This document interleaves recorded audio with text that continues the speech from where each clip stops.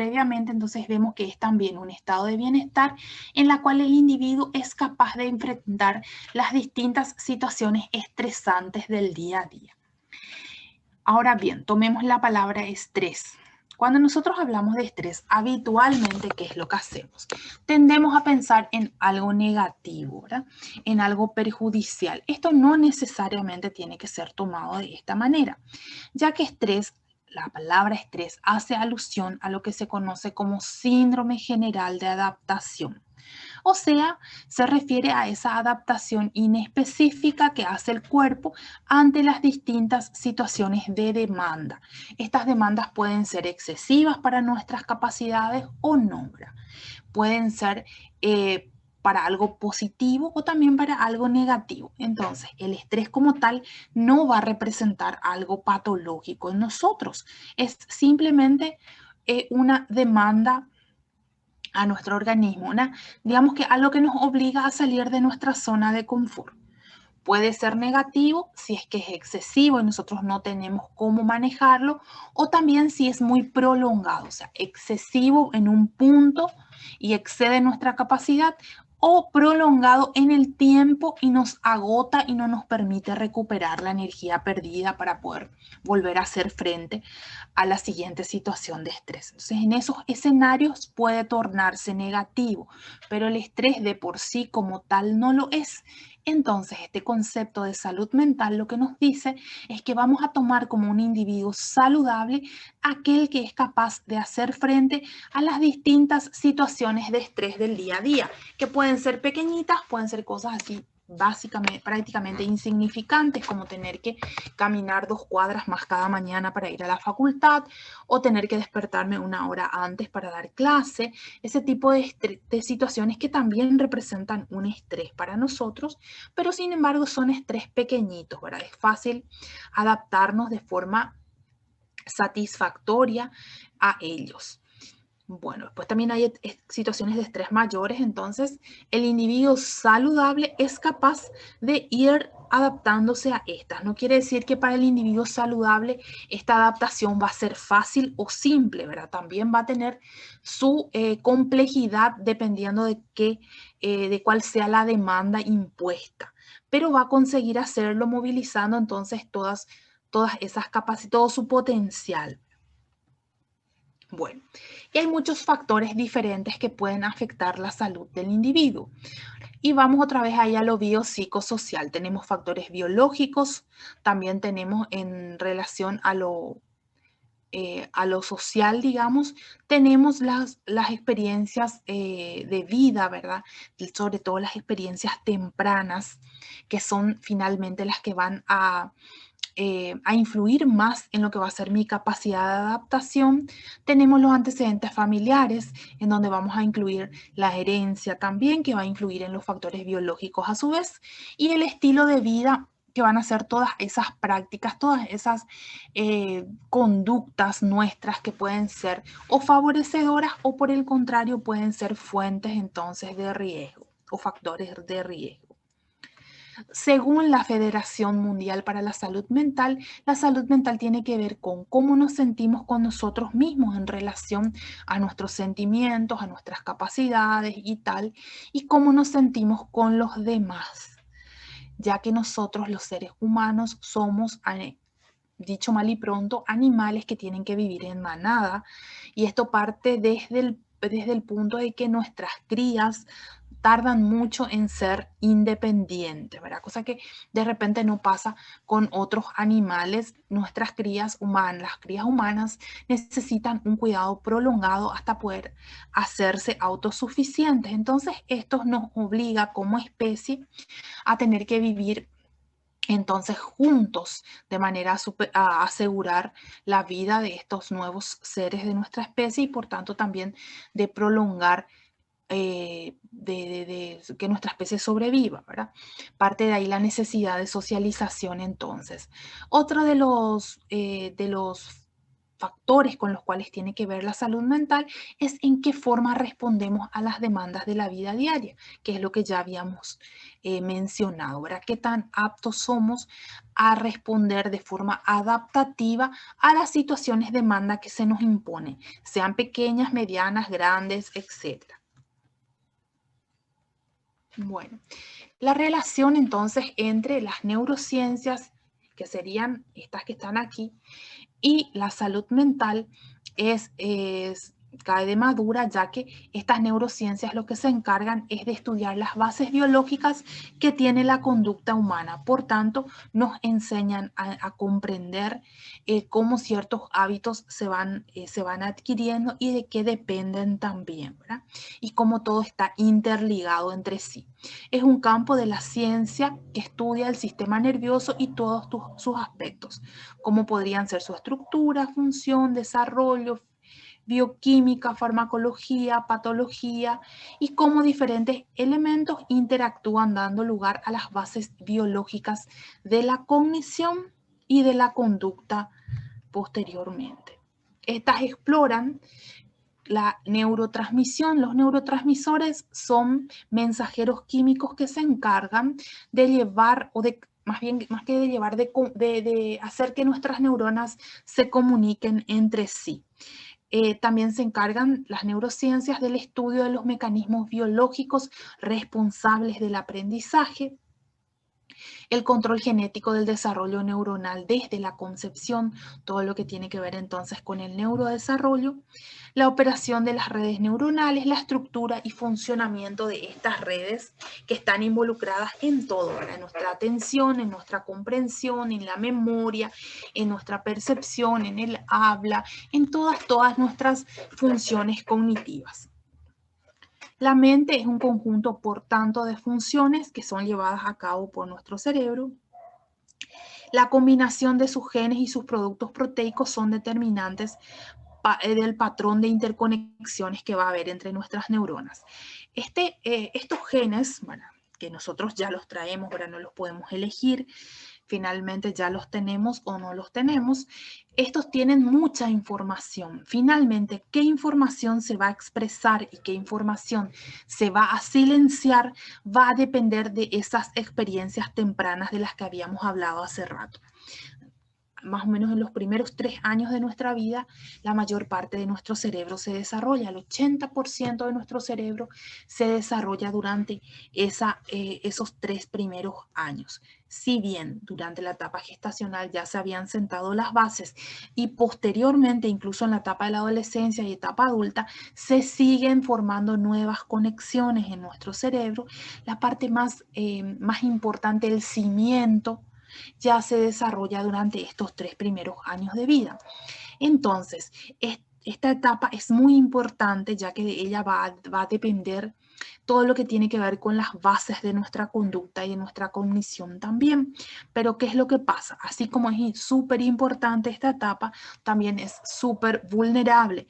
Vulnerable a las distintas situaciones que se puedan dar, como por ejemplo, situaciones de trauma, violencia, abuso sexual, negligencia en el cuidado, exposición a situaciones de riesgo, etcétera.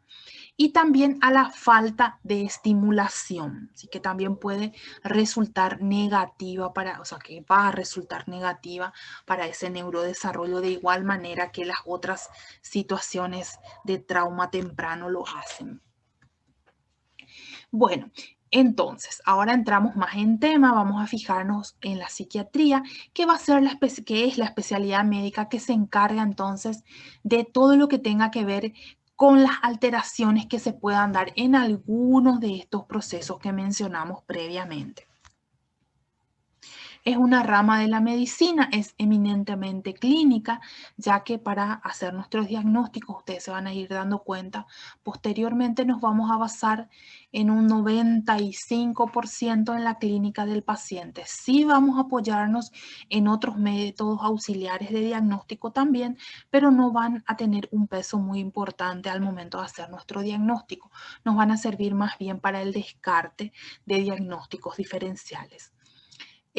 se ocupa del estudio, el diagnóstico, el tratamiento, la rehabilitación, la prevención y la promoción en lo que tiene que ver con la salud mental, las enfermedades y las enfermedades mentales, sean estas de carácter orgánico o de carácter no orgánico.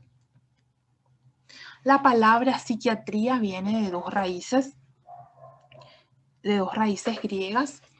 Una de ellas significa alma y la otra curación. Entonces, si las juntamos, lo que significa originalmente sería curación del alma.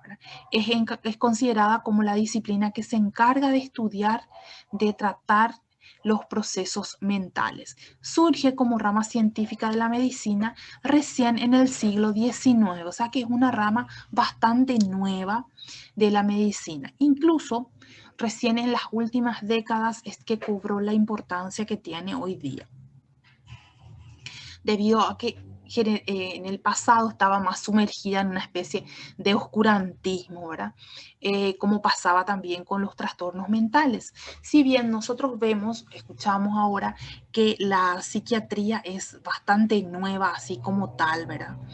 Pero si miramos un poquito la historia y nos fijamos en los relatos de personajes que vivieron mucho antes que nosotros, vemos que a lo largo de la historia se ha hablado, se ha mencionado de casos de individuos con síntomas o con comportamientos que nosotros hoy día decimos, pero ese sujeto probablemente tenía tal o cual patología psiquiátrica.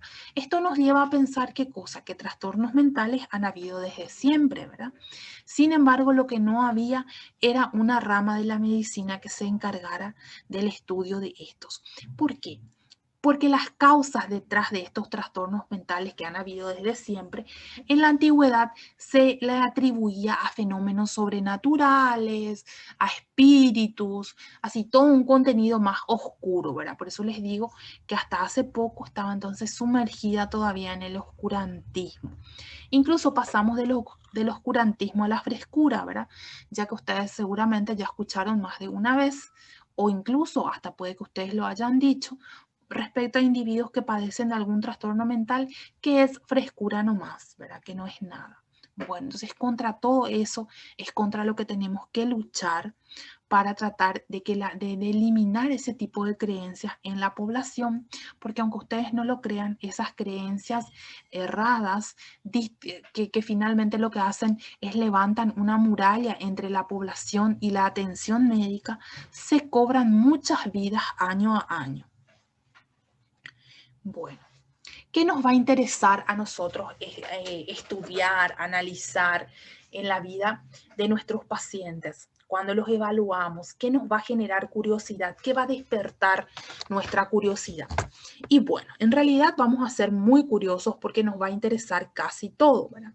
Nos va a interesar las manifestaciones de la vida del hombre, sus hábitos, sus costumbres, sus gustos, sus sentimientos, sus sufrimientos, su interacción con el medio, su interacción con los demás. Entonces vamos a estar abiertos a saber todo de ese individuo, porque en cualquiera de estas áreas que mencionamos, entonces pueden presentarse algunos síntomas que finalmente nos puedan servir a nosotros para poder elaborar nuestra impresión diagnóstica. Hoy en día, sí, la psiquiatría, aparte de haber adquirido un poquito más de respeto, incluso de la propia comunidad científica, gracias al aporte de las neurociencias que habíamos mencionado previamente, ya que éstas le dieron ese sustento científico que inicialmente le faltaba, ¿verdad? Ya que se sustentaba más en creencias sobrenaturales. Bueno, entonces, aparte de haber adquirido más moral, digamos, ¿qué es lo que se vio en las últimas décadas?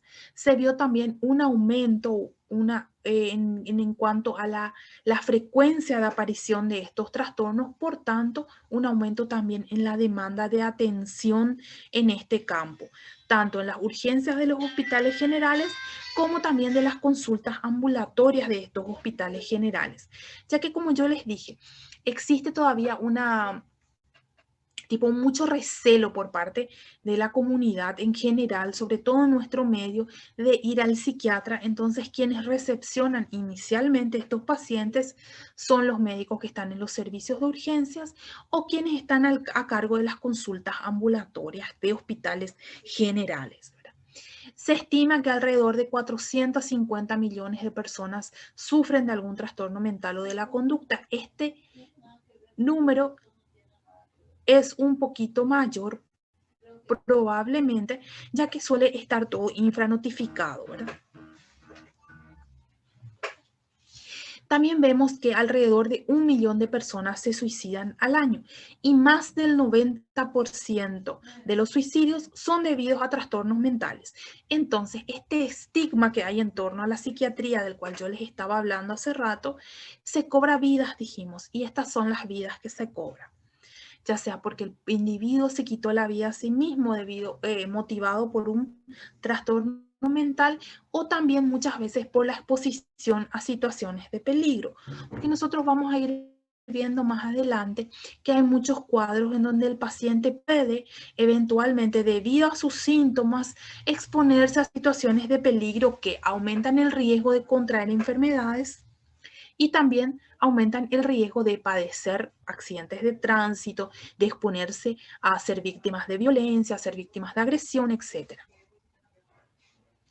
4 de las 6 causas principales de años vividos con discapacidad resultan de trastornos neuropsiquiátricos, que son, por ejemplo, el trastorno depresivo mayor, los trastornos causados por el consumo principalmente de alcohol, porque de todas las sustancias adictivas, las que son lícitas son las que representan al día de hoy un problema mayor, porque su consumo se encuentra más difundido, ¿verdad? Tal es así que el tabaco ocupa el 4.º lugar y el alcohol el 5.º lugar entre los factores de riesgo de patologías prevenibles. El alcohol es el culpable del 81% de las hospitalizaciones debido a consumo de sustancias. O sea, quiere decir, dicho de otra manera, que de todas las hospitalizaciones causadas por abuso de sustancias, casi todas son debido al alcohol, ¿verdad? Si lo tomamos de esa manera.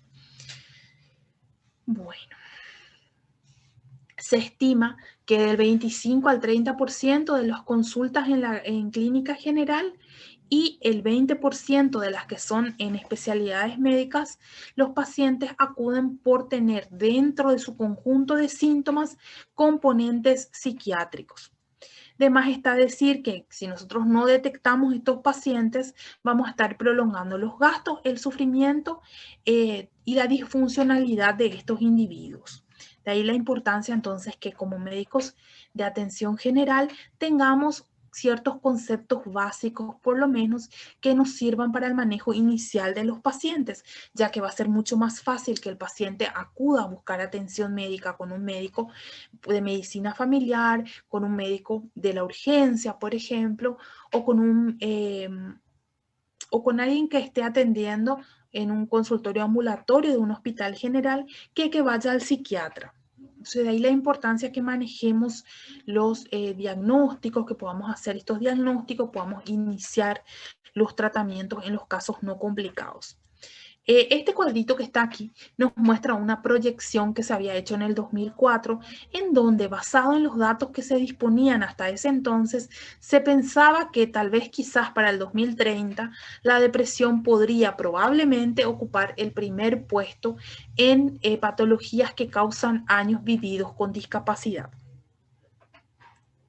Sin embargo, para en el 2012, otra proyección de este tipo nos decía que para el 2020 la depresión sería la principal causa de años vividos con discapacidad y sin embargo para el 2015 ya figuraba como la principal causa de años vividos por discapacidad. O sea, esto se adelantó por casi 2 décadas. Todo esto que hemos mencionado hasta aquí nos indican qué cosa, nos indican la importancia creciente que tiene esta rama de la medicina en la salud pública por un aumento entonces de las demandas de atención. Espérenme un ratito, gente. Ustedes son el B. Sí, doctor. Yasmín, ¿vos estás ahí? Yasmín no es la delegada de ustedes. No, Mateo. Ah, ok. Espérenme que un ratito. Ah, este es del otro grupo de... Es que ahora, no sé si ustedes saben, pero hay dos mallas, ¿verdad?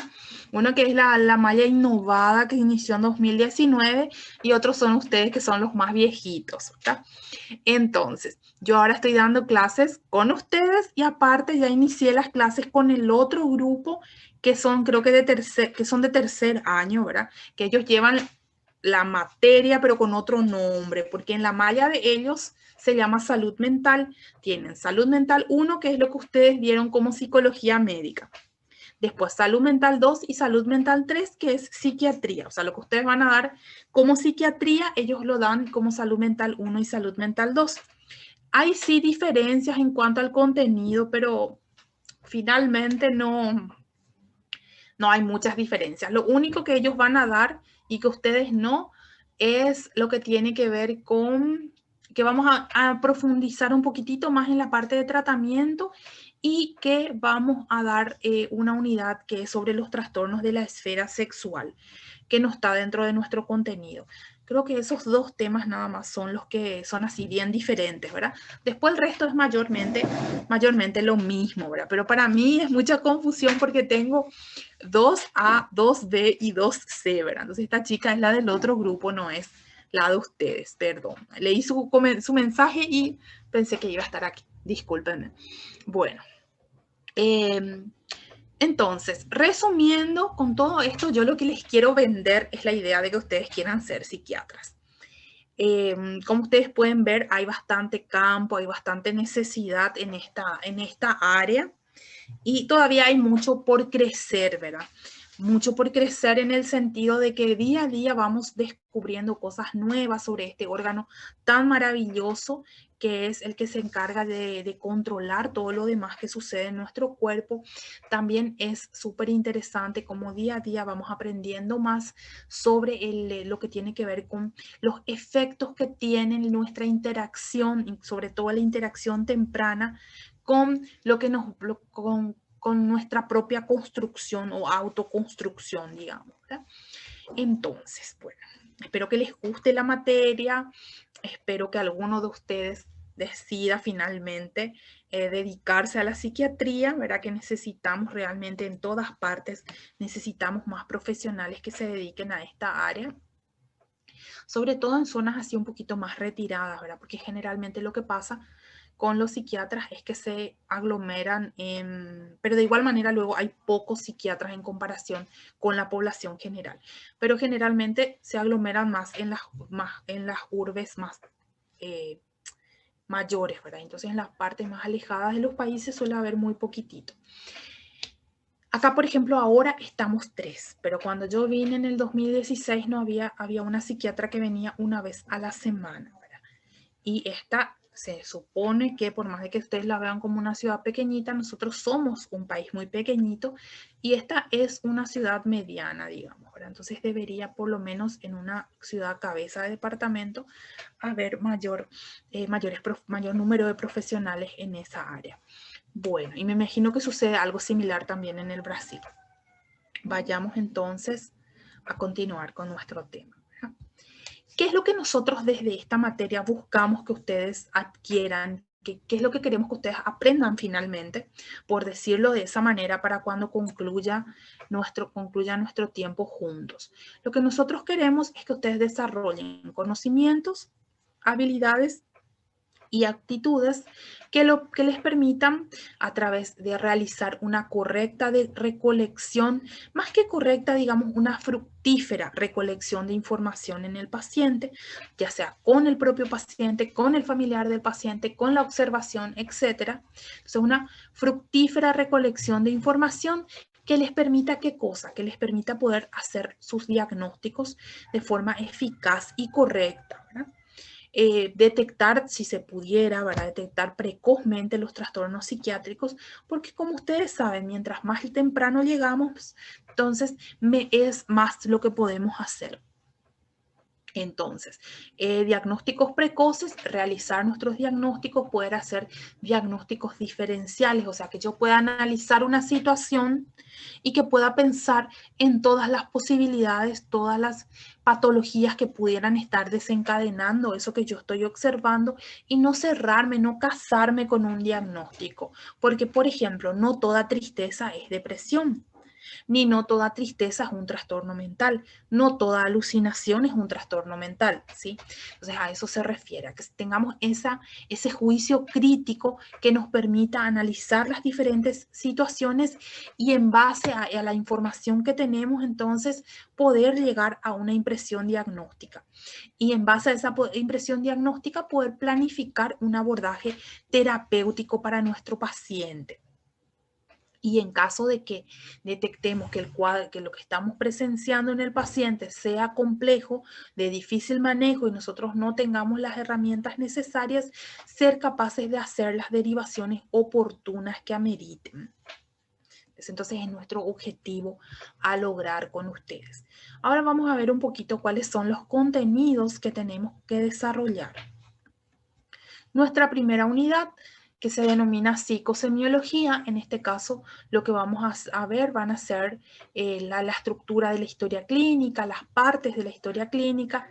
Vamos a pasar a ver lo que es el examen del estado mental, ya que es la parte más importante de nuestra historia clínica. Vamos a ver cuáles son las demás diferencias que tenemos con otras historias clínicas tradicionales, digamos. Vamos a hablar un poquito de los grandes síndromes, así de forma muy superficial, porque después vamos a entrar a hablar detalladamente de cada uno de ellos. Y también vamos a ver un poquito las clasificaciones que se usan en psiquiatría, ¿verdad? Vamos a enfocarnos más en el DSM-5, que va a ser una de nuestras principales herramientas, pero también vamos a ver otras clasificaciones importantes que tenemos. Trastornos psicóticos, que son todos aquellos en donde el juicio o la interpretación de la realidad por parte de mi paciente está distorsionada. La principal patología dentro de esta familia va a ser la esquizofrenia. Luego pasamos a los trastornos del estado de ánimo. En esta clase de trastornos del estado de ánimo vamos a tener que dividirla en dos porque es un poquito larga, ¿verdad? Aquí parece que no, pero en realidad es un poquito larga. Vamos a hablar de los trastornos depresivos unipolares por un lado y dentro de los unipolares vamos a hablar de la depresión mayor y de la distimia también. En la segunda parte vamos a hablar del trastorno afectivo bipolar. ¿Sí? De en qué consiste, cuáles son sus criterios diagnósticos, qué es la manía, qué es la hipomanía, cuando hablo de una fase depresiva del trastorno bipolar y cuáles son los tipos de trastorno bipolar, cuándo hospitalizo, cuándo no. ¿Sí? Más o menos lo que hablamos la semana pasada en nuestro taller de psicofármacos. ¿Se acuerdan que habíamos hablado de trastorno bipolar? Bueno, más o menos eso que hablamos ahí es lo que tenemos que hablar de una forma un poquitito más extensa, ¿verdad? En esta unidad. Luego tenemos los trastornos de ansiedad. Aquí, por ejemplo, vamos a hablar del trastorno de pánico, del trastorno de ansiedad generalizada, vamos a hablar de las fobias y también de la ansiedad normal. ¿Sí? Porque no toda ansiedad, así como lo dijimos hace rato, no todo estrés es patológico, no toda ansiedad es patológica. Luego tenemos el trastorno obsesivo compulsivo y trastornos relacionados, como lo son el trastorno dismórfico corporal, el trastorno por acumulación, el trastorno por escoriación. Luego tenemos los trastornos de personalidad. Tenemos trastorno de personalidad borderline, por ejemplo. Vamos a hablar también de los psicópatas en esta unidad. Vamos a hablar de los narcisistas, de los histriónicos y todos nosotros vamos a encontrarnos algún diagnóstico en esta unidad. Les aseguro. O por lo menos si no encuentran su propio diagnóstico, le van a encontrar diagnóstico para sus compañeros. Pasamos a la siguiente, que tiene que ver con los trastornos adictivos, las adicciones a sustancias, las adicciones conductuales y lo que se conoce en medicina como patología dual. Vamos a aprender a qué nos referimos cuando hablamos de patología dual. Tenemos los trastornos relacionados con estrés.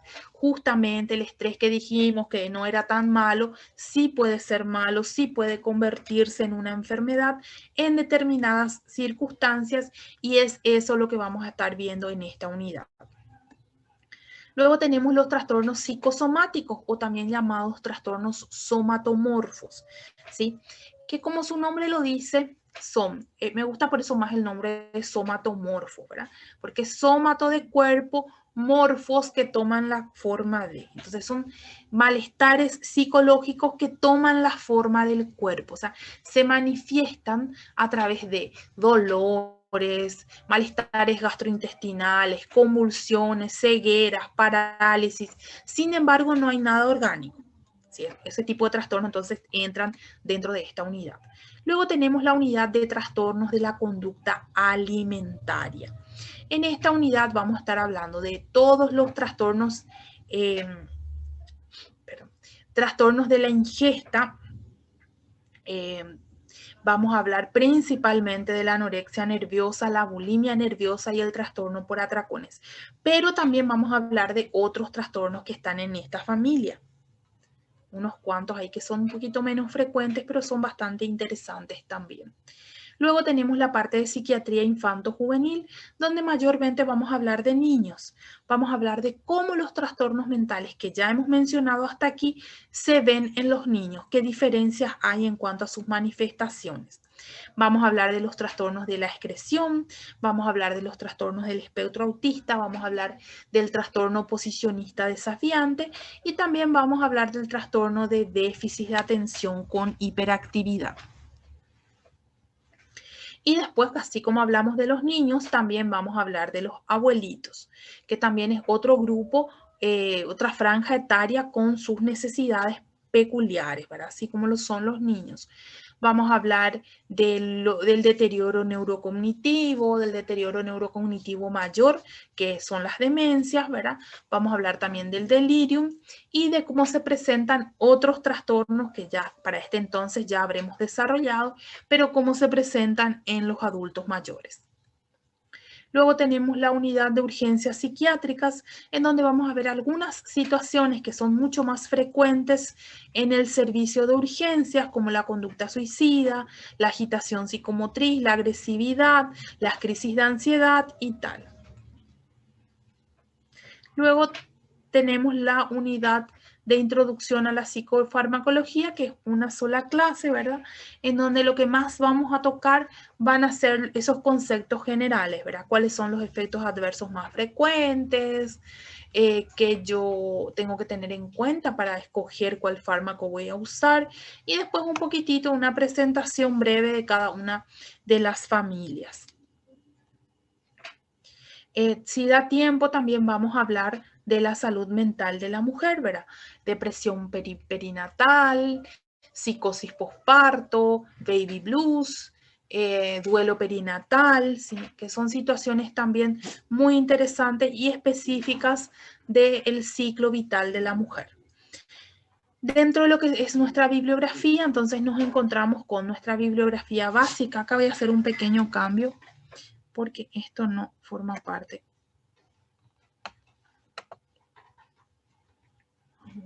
Aquí. Bueno, a ver, aquí. Ahí sí. Ahí sí está correcto. Bueno, fíjense, nuestra bibliografía básica está compuesta por el Kaplan, el ESM, el libro de Vallejo Ruilova y el CIE 11, que el CIE 11 todavía no está en vigencia, ¿verdad?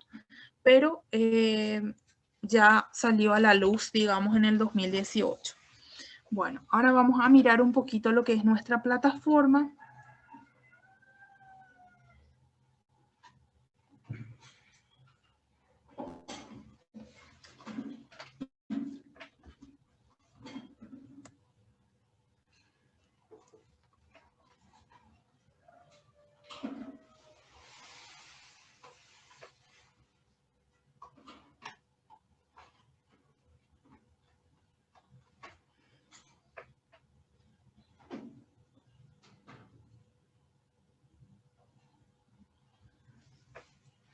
esto que les va a aparecer a ustedes aquí es del semestre pasado, o sea, del año pasado luego en realidad.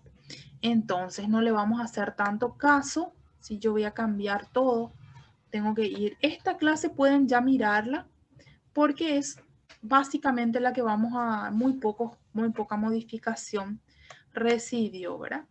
Que es la que vamos a estar viendo en la siguiente clase. Entonces, esto ya pueden ustedes darle una mirada. El resto, lo que está hacia abajo, nada más no, porque voy a estar cambiando. Pero quiero mostrarles algo aquí. ¿Qué es esto que está? Hola. Aquí. Fíjense, aquí hay un enlace que dice bibliografía de la Cátedra de Psiquiatría.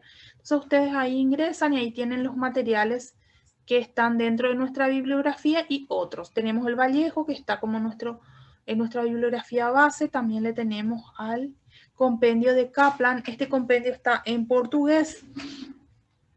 Hay una partecita que está mal traducido, pero vamos a ver después cuando toque esa partecita, ¿sí? Después tenemos el DSM-5, que es el Manual Diagnóstico y Estadístico, que es de la Asociación Americana de Psiquiatría. Es muy importante para nosotros porque utilizamos los criterios diagnósticos de este manual en la mayoría de los países, incluyendo Paraguay, Brasil y Argentina. Entonces, este es el DSM-5.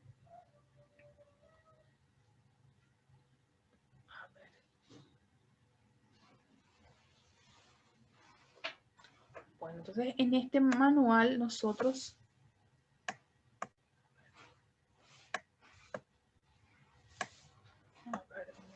les quería mostrar un ejemplo.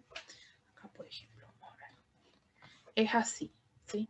Entonces me recopila los criterios diagnósticos, que son las características, los puntos que yo tengo que encontrar en mi paciente para hacerle ese diagnóstico.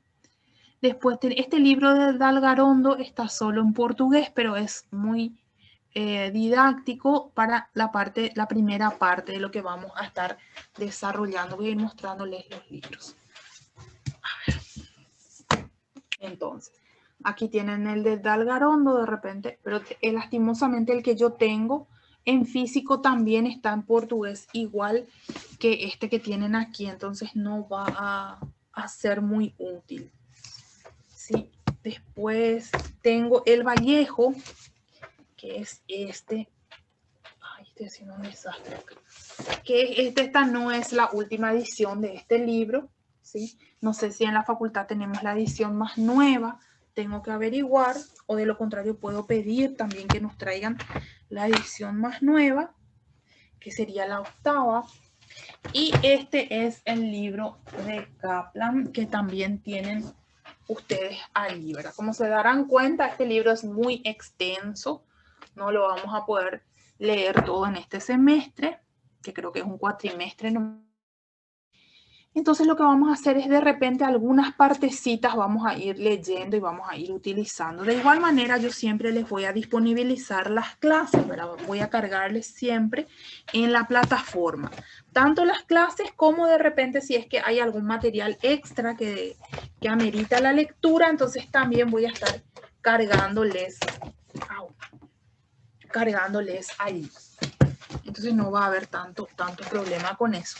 Sí me gustaría que le echen una mirada a este libro, sobre todo en lo que tiene que ver con la parte del examen mental, examen psicopatológico, que son las primeras unidades de este libro.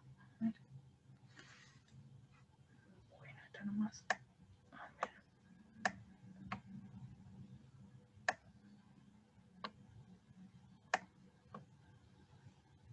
Alteraciones de la conciencia, por ejemplo, porque hay cosas que en el slide de la clase no va a estar, ¿verdad? De repente citamos, ¿sí? Acá en esta parte de alteraciones cuantitativas de la conciencia, yo solo las voy a citar, ¿verdad? No voy a estar desglosando ninguna de ellas ni nada extra, ¿verdad? Simplemente mencionarlas. Lo mismo va a pasar con las cuantitativas, ¿sí? Bueno, vayamos de vuelta aquí.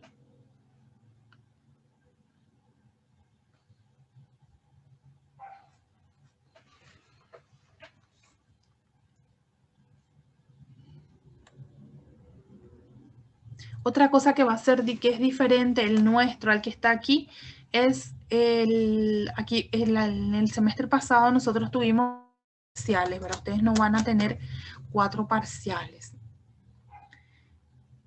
Y bueno, después el resto que yo voy a estar cambiando todas las clases, pero en líneas generales entonces sería eso. ¿Alguien quiere hacer algún comentario, algún pedido, algo? Prof, a matéria, ela